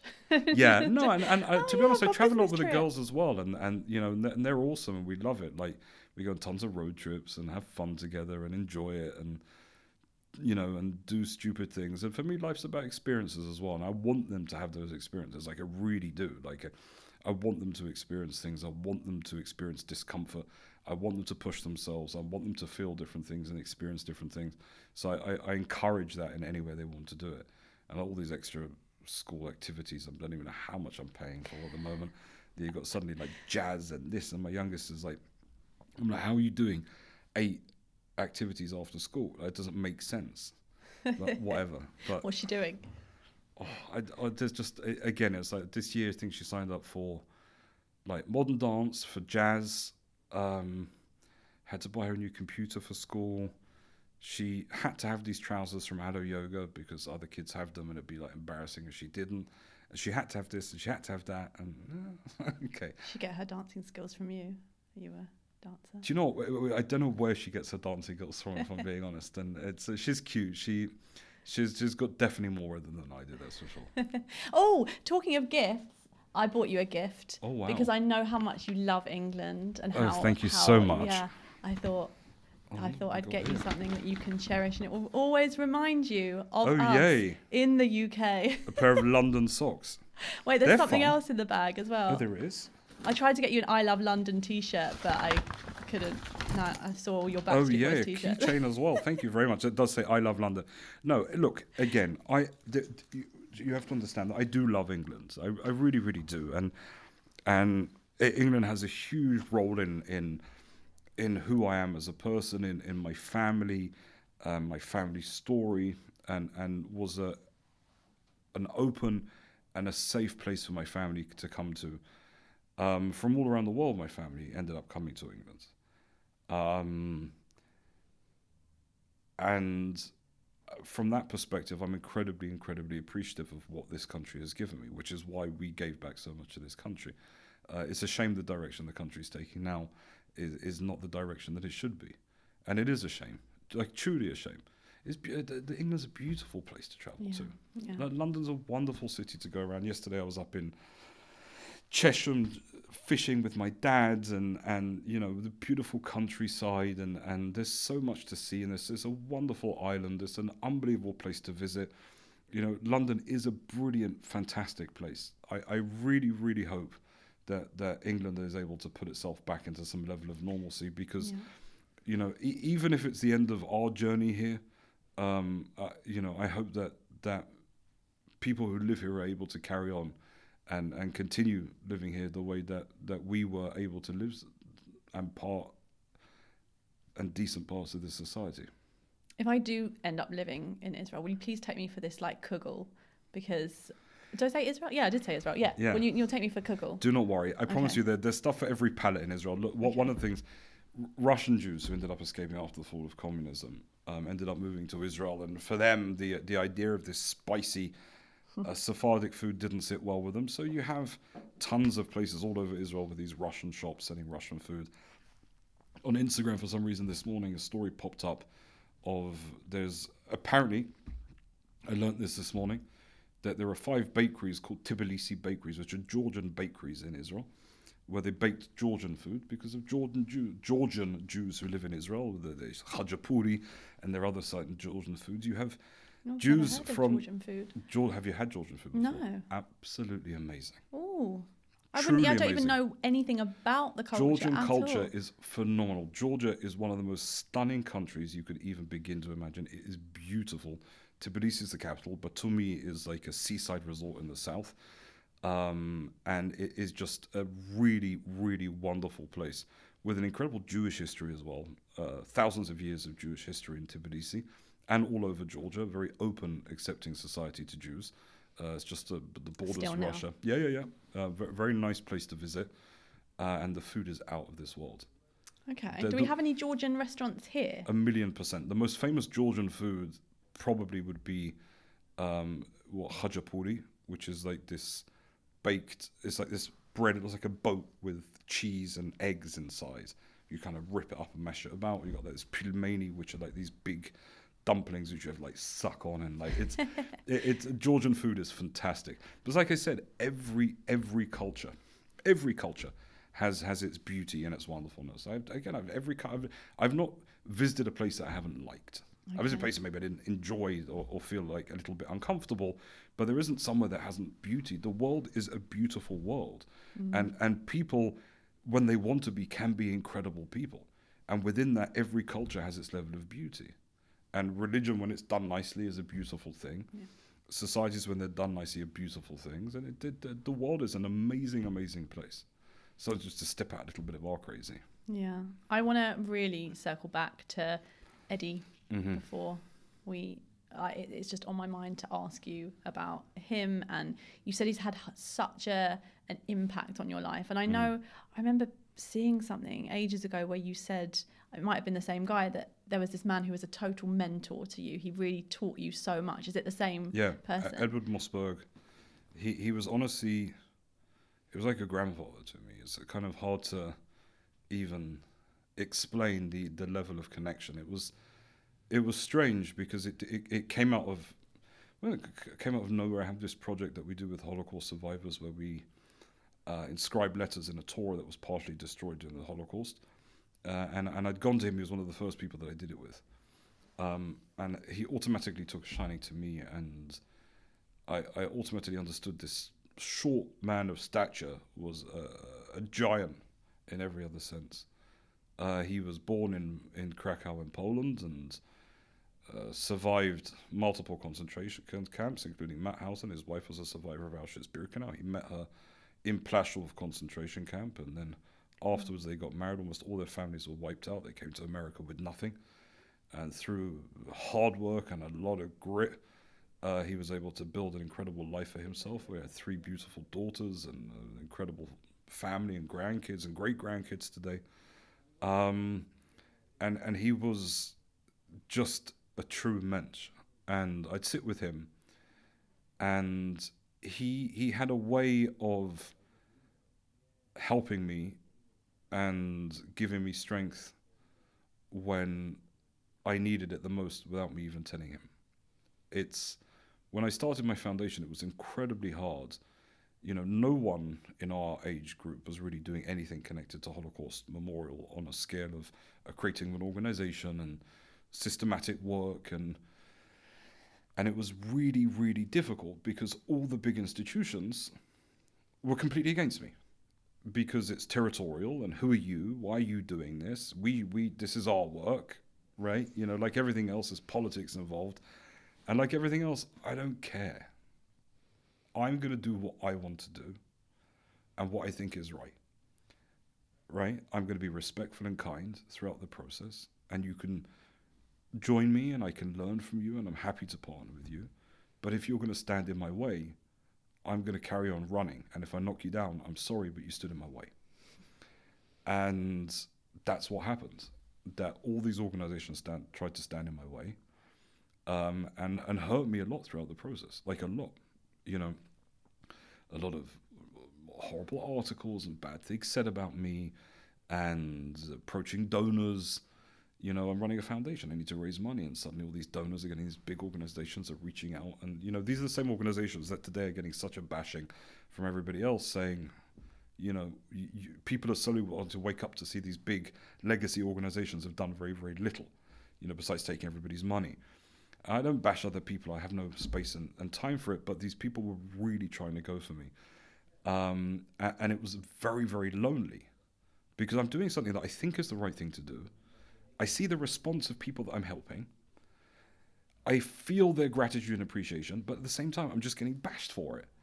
And it comes to points where you're like, well, what on earth am I? I'm going to go and work at anything, right? If I were to put my energy into building a business, or I'd be wealthy right now, and living a much more comfortable life than I am at the moment, where, you know, it's not that easy, because I spend all my time trying to give back and do stuff, which is not an easy thing to do. Financially, it's very tough on me.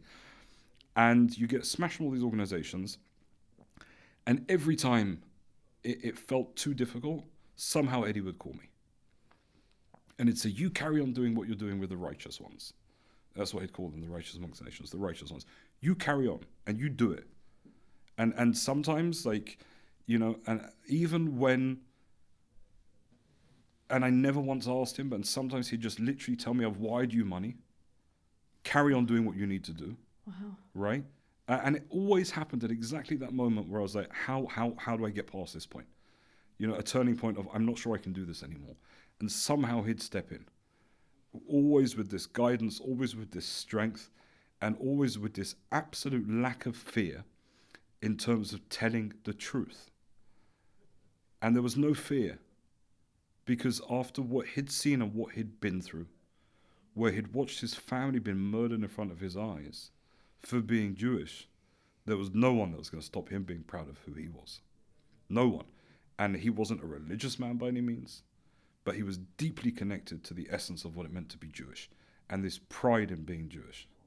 Like absolute pride. And maybe 7 years ago, I don't know exactly, but he gifted me this bracelet, which is the number that he was given in Mount Hausen. And he said, Johnny, wear it every day, because people will ask you about it, and you're going to remember me, and you're going to tell them about my story. And I think almost every single day since, I've worn this bracelet. And I look at it often, and it reminds me of him, and I think about him, and he gave me a huge amount. He was a true inspiration to me. And even on the smallest things, every time, you know, the first thing he always asked me is, how are the girls? First thing, how are the girls? And actually, when he passed away, I was in Israel. And I was thinking, do I need to run back to get there for his funeral? And I was like, you know what? I don't. And I remember that evening, my girls went to bed, and the funeral was in America, and I sat there in their room. They were asleep, and I sat there in their room watching his funeral online. And I knew that is exactly where he'd want me to be. I was next to my kids, watching them sleeping blissfully, and watching, unfortunately, his funeral. And I was very, very worried when he passed away. I was very scared of how I'd be able to find strength when I needed it. But it still very much continues on within me. That legacy that he gave me and that strength that he gave me is something that I very much feel to this day. Amazing. What an amazing man. Truly an unbelievable man. And my life was just one of many, many that he impacted. And even up to this point, like, you meet people who, recently I was in Florida, I think, and Jupiter, and some lady was speaking to me, and somehow we got on to the story of Mr. Mossberg. And she said, no way. She goes, my parents moved into one of the places that he built in New Jersey, and they had a small store, and he wanted to build, and he was going to build and they were going to make a pharmacy there. And they were a bit worried about putting a mezuzah on the front door, you know, this Jewish text that we put on the front door of our businesses and our homes. So they asked, and they said, Mr. Mossberg would be able to put a mezuzah up. He says, wood? He says, what are you talking about? He says, well, we don't get pulled down. He said, don't pull it down, pull them down. And he went and put up the mezuzah himself with them. Wow. And again, not a religious man, but a man who was full of pride in who he was, and understood deeply what was right and what was wrong from his perspective, and gave me a huge amount. We need more people like that. We need that to carry through. But I see such like, I don't want this to sound condescending, I see so much like goodness in you and what you do, and you're very different to so many other people that I've met, not on the podcast, everyone's been lovely, but when you did the talk at Chigwell Shaw, you didn't come with an air of superiority, and you share everyone's stories. You're there to help people. You do so much good. And has that come from him or other influences in your life? And how can we just continue this around the world, really? Again, look, there is a selfishness in giving. When you give, you get back a tremendous amount. You know, and I say this time and time again, that like, my favorite time of the year is coming up to Hanukkah, Christmas time, where I take this trip for a month where I go all around Eastern Europe and down to Albania in previous years, where I visit the last living righteous amongst the nations who saved Jews during the Holocaust. And I spend the month basically bringing them Christmas, right? It's their festival. It came out as a result of the fact that when I talked to them about their experiences during the Second World War, during the Holocaust, you'd understand that almost every single time these righteous would tell you the stories of how during the Jewish festivals they try and give them a little bit more, or at least notify them or do something. And when it came back to the opportunity to give back to them, Christmas really was the time that they needed that support the most. And I felt that very much during COVID, and it carried on. And so every single month I do that. And it's an exhausting month, right? In a truck, delivering Christmas trees and parcels, and I package everything myself. I buy everything myself. Like Santa. Basically. So here's a Santa that you can get, that you can appreciate, Jewish Santa. But so, yeah, and people say that. And it's an amazing, amazing, beautiful thing that I do every year. And it's exhausting. But the feeling of going to bed at night, when your back hurts from schlepping boxes, right, and squeezing yourself down chimneys. But that exhaustion at nighttime, you go to bed with the fullest heart you can even begin to imagine. And in giving back, you get a tremendous amount as well.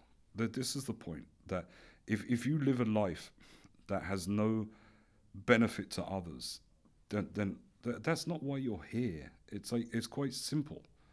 It really is as simple as that.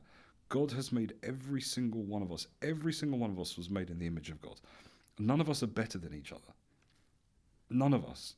You know, I've sat with prime ministers, and I sit with regular people, and I sat with dustmen. I couldn't care less. Every single person is made in the image of God. So how can I treat someone differently from one another? And if I see someone in distress, I'm not going to try and help.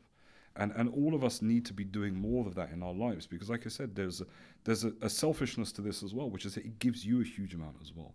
There is nothing better than going to bed with a full heart, right? And really, once you start, like, you know, they would say, if you want something done, ask a busy person, right? It's always the people with no time are the people doing nothing, right?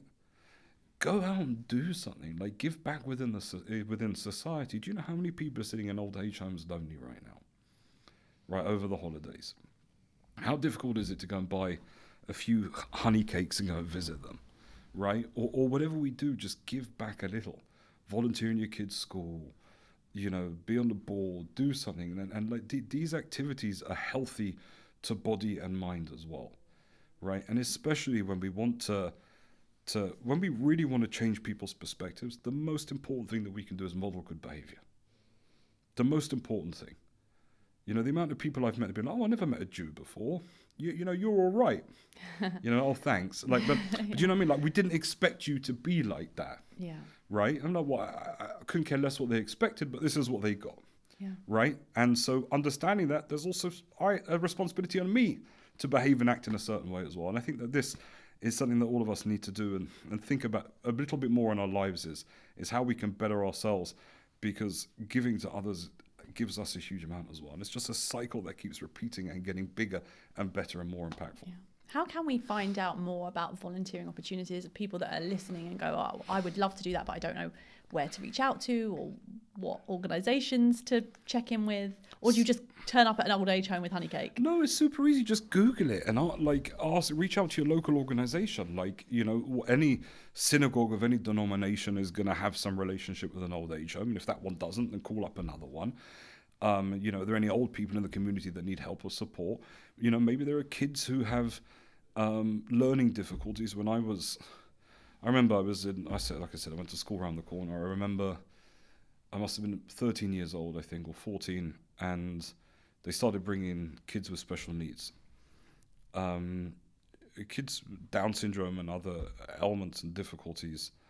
And I remember initially, I was a teenage boy, I remember feeling sick. They'd come at lunchtime and I couldn't eat my lunch. Like I felt uncomfortable and I felt sick. And I would think to myself, that's an awful feeling to have. Like, I shouldn't feel sick looking at someone like that. It was a response that was an incorrect response, and I understood that. I was like, no. Like, even as a teenage boy, I was like, I can't. That is such a bad response to have. It's, you know, it's not their fault, right? But what's making me feel like this? And remember thinking about it and understanding that I felt uncomfortable because I didn't understand it, right? And it was scary to me because I didn't realize or recognize what it was. And I said, you know, I have to do something. And within a year, I was volunteering with them and taking them swimming. Wow. Right? Wow. But that's kind of, I had to push myself into that zone of being willing to step into that place. And these kids loved it and they needed it. They really needed it, right? And the fact that there was, you know, teenage boys who would volunteer and help. It wasn't just me, it was many others. And then afterwards, I volunteered with children with cancer, right, when I moved to Israel. And you know, the amount of experiences I had as an 18-year-old boy holding a baby, a 3-year-old boy, Elon, who literally died in my arms with his parents crying around me. You know, these are wild experiences for people to have. But again, these are experiences that you're able to provide a comfort and strength for someone else. And at the same time, you also grow from it as well.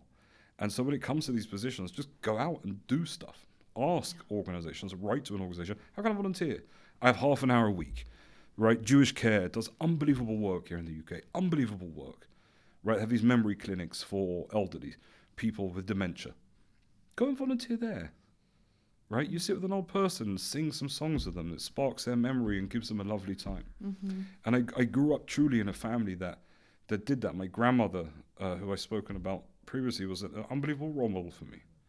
Yeah. In fact, this morning I was looking at her. I was in her house and I was looking at this unbelievable picture that she got in the 1980s with Margaret Thatcher. She was named as one of the women of the 80s, my grandmother. Wow. For her volunteer work and giving back. And even now, my dad volunteers with fishes with children with special needs and goes with them. And he had an unbelievable experience a few weeks ago that I shared on Instagram. Is this the boy with the couple? The boy with the kippah, exactly. And and again, there is a strength and a beauty to giving back. And you know, we can find a million excuses for not doing something. Yeah.